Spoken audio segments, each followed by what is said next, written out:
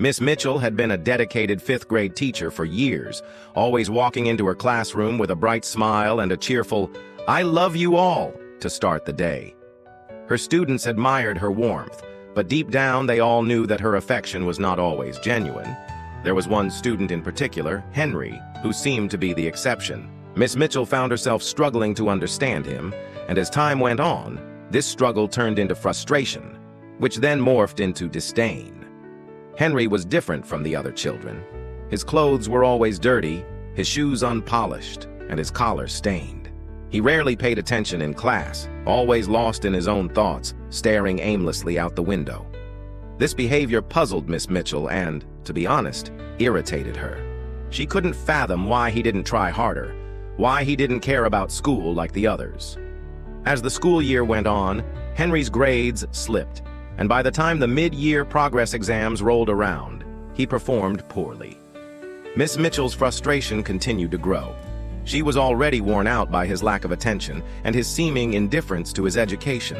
One day, Miss Mitchell found herself writing a letter to Henry's family, a letter that would express all her irritation. She criticized Henry's character, questioning his effort and behavior.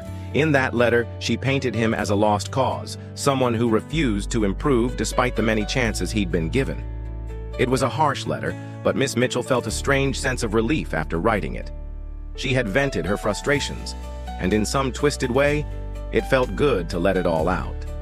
Before she could send the letter home, however, the school required that it be reviewed by the headmaster. When the headmaster, Mr. Grayson, read the letter, his face fell. There wasn't a single positive comment about Henry in the entire report.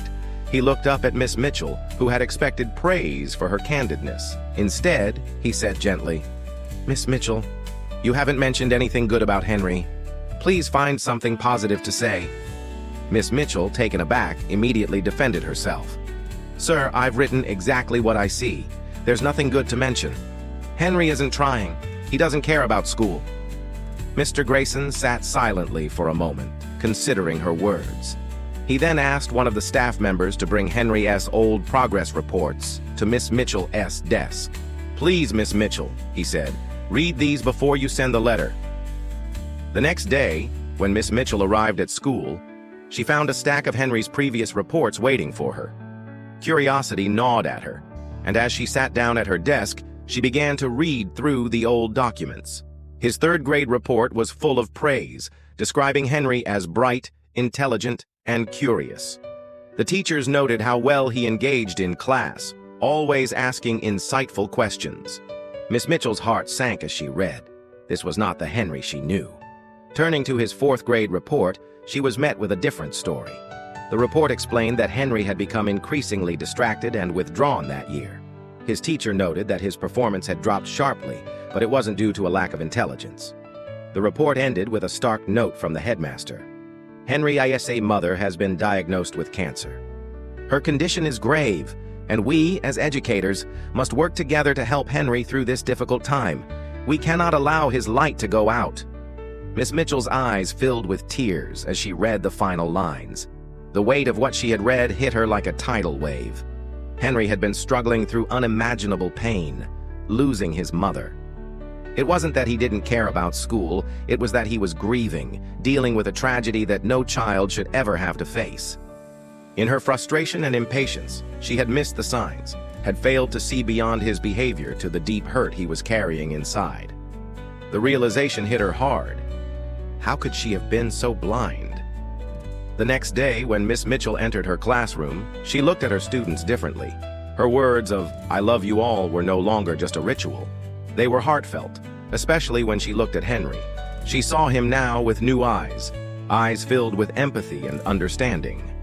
From that moment forward, Miss Mitchell made it her mission to help Henry, to offer him the care and support he so desperately needed.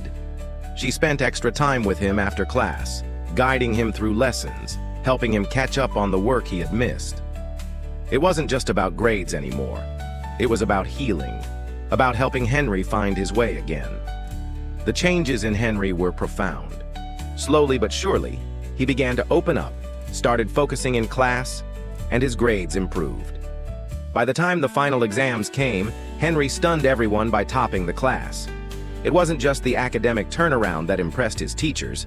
It was the strength and resilience he showed in the face of everything he had been through. Henry's transformation was nothing short of remarkable, and it spoke volumes about the power of kindness and understanding. When the school year ended and the time came for the students to move on to the next phase of their education, the farewell ceremony was filled with emotions. Each student presented gifts to their teachers, and Henry too had something for Miss Mitchell. When she unwrapped his gift, she was surprised to find a small bottle of perfume and a bracelet inside. The other children giggled at the simplicity of the gift, but Miss Mitchell didn't hesitate for a moment. She immediately put on the bracelet and sprayed some perfume on her wrist. Henry, his voice trembling, said, "Miss Mitchell, today you smell like my mother." Overcome with emotion, Miss Mitchell hugged him tightly, her heart swelling with love and sorrow. "I pray that you become a great and successful man in life, Henry," she whispered. "But never forget your adopted mother." Years went by, and Henry continued to keep in touch with Miss Mitchell, sending her letters after each academic milestone, always expressing his gratitude and love for her. The bond between them had deepened in a way that neither could have ever imagined. Long after Miss Mitchell had retired, she received an invitation to Henry's wedding. Enclosed with the invitation was a plane ticket, and Miss Mitchell gladly accepted. She attended the wedding, where Henry proudly introduced her to all his guests as his mother. Tears welled in Miss Mitchell's eyes as she realized the profound impact she had had on his life. The child she had once written off as a lost cause had grown into a man who cherished her as a mother. They embraced, both crying tears of joy. And in that moment, Miss Mitchell understood the true power of compassion, empathy, and kindness. It was a lesson she would carry with her forever. The moral of the story is simple. Never judge a person by their outward behavior or appearance.